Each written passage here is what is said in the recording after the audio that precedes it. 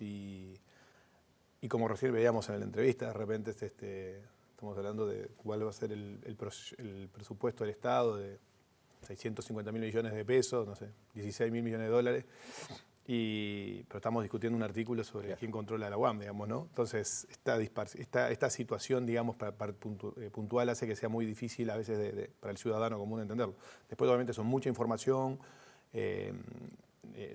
transparencia que ha mejorado mucho el Uruguay, pero que no es óptima. De hecho, yo creo que el Parlamento uruguayo tiene una debilidad muy fuerte, no tiene una oficina de presupuesto como tienen oficinas en gobiernos europeos o el Congreso de Estados Unidos, donde hay gente que procesa, que analiza, que está en disposición en tiempo real toda esa información durante todo el año, no en el presupuesto. Acá hay bastante asimetría de información y eso lleva muchas dificultades. Si le agregamos aparte la técnica de artículos, digamos, que tratan temas presupuestales, pero temas que son de políticas, que son temas digamos, vinculados a detalles de organización del Estado, bueno, hace que sea un poco difícil y confuso de trabajo. Pero es un instrumento muy bueno, lo tienen todos los países, o sea, no nos podemos salvar de tener un presupuesto. Podríamos trabajar, sí, en mejorar algunos de estos aspectos vinculados a la transparencia, a la claridad de cómo se elabora, a la presentación. Yo creo que hay cosas que son interesantes que han ido progresando. De hecho, yo creo que hay una buena presentación del presupuesto por parte del gobierno con todos los objetivos que tiene. Me parece que eso hay que valorarlo.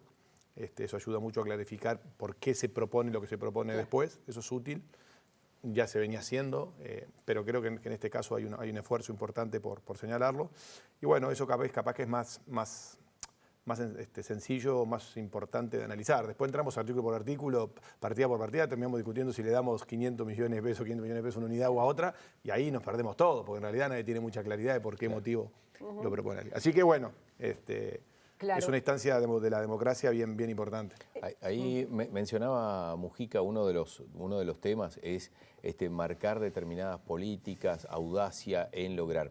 ¿Hay señales o medidas claras que permitan pensar que se puede salir de la crisis sin aumentar el gasto?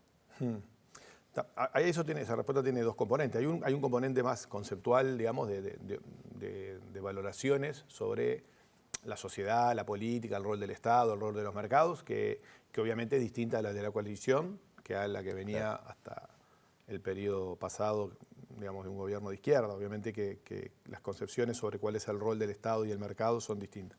Vamos a ponernos de acuerdo porque los dos consideran que tiene que haber Estado y mercado. El Estado y el mercado son instituciones creadas por los seres humanos, como el derecho, como la democracia, para gobernarnos en sociedad razonablemente bien.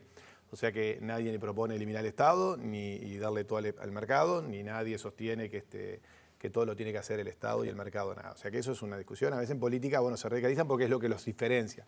Conceptualmente, cada uno tiene un rol distinto. Ese rol puede estar en el valor del presupuesto, efectivamente, que uno le asigna y las actividades que le asigna el Estado y la responsabilidad de proveer ciertos bienes y servicios públicos, obvios para todos, justicia, educación, salud, ya no tan obvio cuanto privado y público, a si tengo que producir o no petróleo, digamos, si me corresponde o no que el Estado sea el que distribuya el petróleo. O sea que es muy variado.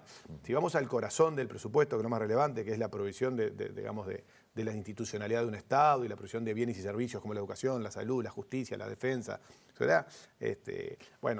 Ahí luego hay dos discusiones. El cuánto eso lo hace directamente el Estado y cuánto uno, vía regulaciones o vía normativa o generación de incentivo, hace que agentes de la sociedad civil, privados con sentido de lucro o sin sentido de lucro, que puede ser cooperativas, organizaciones civiles, cumplan un rol en que esos bienes y servicios se ejecuten. Y ahí el Estado o lo hace directamente y asigna presupuesto y contrata salarios y tiene gasto de funcionamiento, hace inversiones, o lo hace indirectamente diciendo yo esto lo delego al sector privado, pero lo incentivo, doy subsidios para la vivienda, creo marcos regulatorios para que los privados puedan hacerlo. Entonces, ahí hay, no digo infinitas, pero cientos de posibilidades de cómo uno armar esto. El presupuesto intenta, además de asignar fondos a salarios, gasto de funcionamiento e inversiones, intenta influir sobre esos factores que hacen que la economía funcione mejor. Al final todos estamos de acuerdo que la gran mayoría del empleo lo va a producir, que al final la política pública económica lo que tiene que lograr es que haya empleo y que la gente tenga trabajo y que pueda acceder a los bienes públicos esenciales. Eso es el objetivo. Todo lo demás es importante, pero secundario. Este es el objetivo central. El cómo es donde está la gran diferencia. Ahí hay obviamente diferencias de matices de cómo uno piensa. Si voy a la crisis, Y bueno, las crisis de este tipo, obviamente que el Estado gasta más. Yo creo que el gobierno, uno puede discutir, es otra discusión para otro programa, si puede haber gastado más o menos respecto a cómo salir. Pero gestionó dos variables que son relevantes, me parece que es cuántos recursos públicos ponía para sustentar a partir de lo que ya venía creado el Uruguay. Yo en marzo, me hace una entrevista parecida, yo digo, tenías bastante expectativa positiva porque Uruguay tenía un buen sistema de salud y había invertido mucho. De hecho, mi punto antes de la crisis era que estábamos gastando mucho para el nivel de lo que teníamos. Claro, cuando llega el COVID, te encontrás que tenías un exceso, no sé, de camas, lo vimos, no tuvimos problemas con camas, no tuvimos problemas con la atención primaria, es decir, con el acceso. Claro, y eso estaba vinculado. Eso estaba vinculado. Bueno, después podría, si no hubiese habido COVID, uno decía, acá hay algo para tocar, estamos en 9, 10 puntos del PBI, igual que un país europeo en salud, ¿no? Pero bueno, está claro que cuando uno pone recursos y si está bien diseñado un sistema relativamente bien, bueno, enfrenta mejor. En educación podemos tener otro debate totalmente distinto, saben que es bastante, ¿no? Por Edu 21 que participo, o sea, es otro debate, una situación distinta. Entonces, que también ahí, no es por nada, pero los recursos destinados son prácticamente la mitad que lo que se destina en salud. Es decir, en salud se está aproximadamente en el 9% del Producto Bruto Interno y en educación está en 4 y poquito del Producto Bruto Interno. Por supuesto que también hay toda una discusión que se da y que lo hemos hablado muchas veces de que no todo es plata, no todo se resuelve con plata, por supuesto, pero bueno, hay una diferencia significativa. El dinero obviamente siempre cumple un rol relevante. Yo sí creo que uno lo tiene que saber dónde lo pone y en qué condiciones. Es decir, si yo miro el dinero de la salud, FONASA, son 2 puntos del PBI, casi 1.200, 1.300 millones de dólares, que hay que poner porque el sistema no se financia solo con lo que cada uno aportamos cuando nos retienen a trabajadores y empresas, y se financia. Y impactan toda la sociedad, y bueno, uno podría pensar si hay más se podría manejar con mayor o menor eficiencia. Y está decidido, ¿no? De hecho, no está cuestionado, o sea, no se está cuestionando el Sistema Integrado Nacional de Salud, sino proponen modificaciones, cambios en algunas reglas de juego, pero no el corazón del problema, y eso es una cosa que el Uruguay lo fue creando. En cambio, en educación, sí hay una propuesta de reforma bastante potente o bastante importante, que hay una discusión si con los recursos que están planteados se puede llevar adelante o no, y si están creados correctamente los incentivos entre la LUC, entre la Ley de Generación y el presupuesto, se están poniendo todos los instrumentos necesarios para que nuestro sistema de salud en particular, ANEP, digamos lo que es hasta jóvenes, pueda pegar un salto que lo estamos necesitando. Hay una discusión, ahí ANEP mandó un presupuesto mayor que el que mandó el Poder Ejecutivo. Ustedes saben que los entes autónomos y centralizados pueden tirar autoridad. Mandan su presupuesto, después el Ejecutivo mandó un presupuesto lo ajusta. que es mayor que el del Poder Ejecutivo. No sé qué es lo que se va a aprobar en el Parlamento. Me da la impresión de que la coalición de gobierno va a apoyar el que vino del Poder Ejecutivo, pero eso quiere decir que hay cosas que la ANEP está planteando que no la puede hacer. Bueno, ANEP tendrá que ver si reconstruyendo puede hacerlas igual, obteniendo fondos de otros lados, o no. Y bueno, esos son los debates interesantes que uno debería ver estos días en el Parlamento sobre un tema, por ejemplo, tan relevante como la educación. En cuanto a la educación, tú mencionabas edu.uy. Esta pandemia cambió tan profundamente la situación de la educación que hace de repente hasta inviable o no necesario los planes que se habían pensado pre-pandemia. ¿Hay que cambiar algo? No. Mira, sobre ese tema, yo creo que en ese tema de educación, la pandemia lo que hizo es poner las virtudes y los defectos de nuestro sistema de educación, ponerlos explícitamente bien claros. Para nosotros era claro, el sistema educativo tiene los mismos problemas con o sin pandemia. O sea, la pandemia los expone, pero nosotros necesitamos transformar nuestro sistema educativo en las líneas más o menos de lo que en el proyecto de Edu 21 se sostiene, que algunas cosas fueron incorporadas a la LUC, no todas, que es cambiar. Déjame poner un solo ejemplo. Era bastante obvio que habíamos mejorado mucho con el Plan Ceibal y teníamos conectividad. Era muy naif, y lo uso el término porque así lo usé en algún reportaje en abril, pensar que todo el mundo iba a poder tener educación a distancia en contextos críticos que además iban a profundizar radicalmente con el COVID. Eso era. Ahí de alguna manera uno encontraba que yo sentía de afuera que al final el gobierno y la oposición estaban de acuerdo, porque al gobierno que dejaba no le interesaba decir que la oposición tenía problemas y al nuevo decía yo la estoy enfrentando bien, por lo cual nadie decía que eso era un problema. Hoy sí, bastante evidente, pero llevamos meses sin que parecía, vieron, con el Plan Ceibal lo puedo resolver y en realidad, obviamente que estábamos mejor que otros países de América Latina, pero el problema de fondo, que es la desigualdad en nuestro sistema educativo, la empeoró. O sea, el COVID ha llevado a extremos.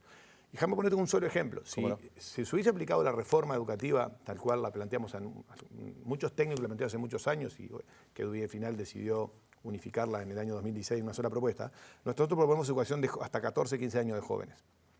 Única. con infraestructuras distintas, con lógicas docentes distintas. Hoy un problema que ustedes ven que dice que tienes ANEP es que ¿qué hacen con los muchachos, los niños de sexto de escuela? ¿Cómo hacemos para hacer la transición al liceo? A 14 materias. Miren, si hubiese estado hecha la reforma de educación en 2 ciclos, de 3 a 14 y de 14 jóvenes a 18, ese problema ya lo tendríamos avanzado. Si los centros educativos fueran centros comunidades potentes, en particular en secundaria, ya tendríamos construido que se podían haber distribuido mucho mejor. Fue una locura dar 14 materias, 13 materias, era imposible a distancia. Con profesores que rotan entre el liceo, tenían 10 grupos, ¿cómo hacían para mantenerlos conectados? Si en realidad las comunidades hubiesen funcionado, podrían haber dicho, miren, este año lo relevante es mantener los contenidos, por lo cual los grupos de trabajo y de proyecto hubiesen dirigido a esos muchachos mucho mejor, sin el problema de que cómo hago para las 14 materias. Y tendríamos menos problema de discutir si salvan o aprueban. O sea que los problemas de fondo están. Yo creo que acá la discusión que puede haber si no se necesita un fondo especial para la presencialidad para el año que viene. Deberían discutirlo. Capaz que hay que hacer algo posterior, pero ¿es viable el 2021 con un presupuesto tradicional y con el impacto que va a haber? Bueno, capaz que hay un fondo por única vez que habría que construir para poder apoyar y que ya acumule para la reforma. No, yo lo que no estaría de acuerdo es agarrar más plata y ponerla en la estructura actual, con los incentivos actuales que están planteados. Un fondo especial. Si Ahora, seguimos haciendo lo mismo, si apoyamos vamos a tener para el mismo una resultado. educación híbrida más potente y consolidamos los centros educativos, que es un proyecto que la ANEP tiene, bueno, capaz que ahí, dado el esfuerzo extraordinario que hay que hacer, porque todos, si la economía no se recupera, eso es el tema. Pero déjame decirte una cosa más sobre la propuesta del gobierno, porque me fui mucho para esto, pero para señalar que no es tan sencilla la discusión presupuestal sobre todos los temas. En realidad el gobierno, por lo si había que poner más gastos o no, había 2 formas de gestionar la crisis. Para mirar los números es cuánto más gasto había que poner, y Uruguay usó muy bien sus institucionalidades. Usó muy bien el MIDES, las asignaciones familiares, las transferencias, usó el sistema de educación, el tema de salud, tenía las conectividades y los programas para poder intentar ayudar a llegar al estudio. O sea que había construido Uruguay cosas que venían algunas de 20 o 30 años y otras efectivamente hay que reconocer que fueron creadas en los últimos años. Pero también es inteligente que no se fue a fundar un Estado nuevo, voy a utilizar lo que hay para potenciarlo. O sea, eso habla bien del país, más allá, obviamente los políticos después discuten de quién es, porque bueno, la gente tenemos que votar, pero como país es bien.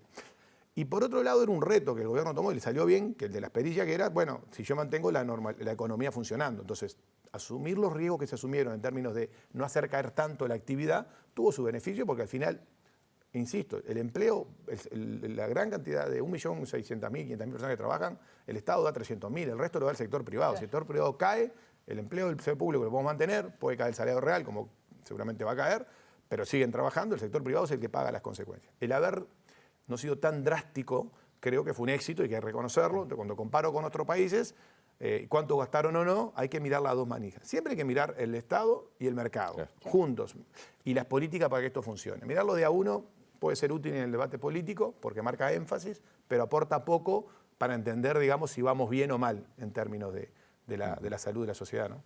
Bruno, gracias por haber venido.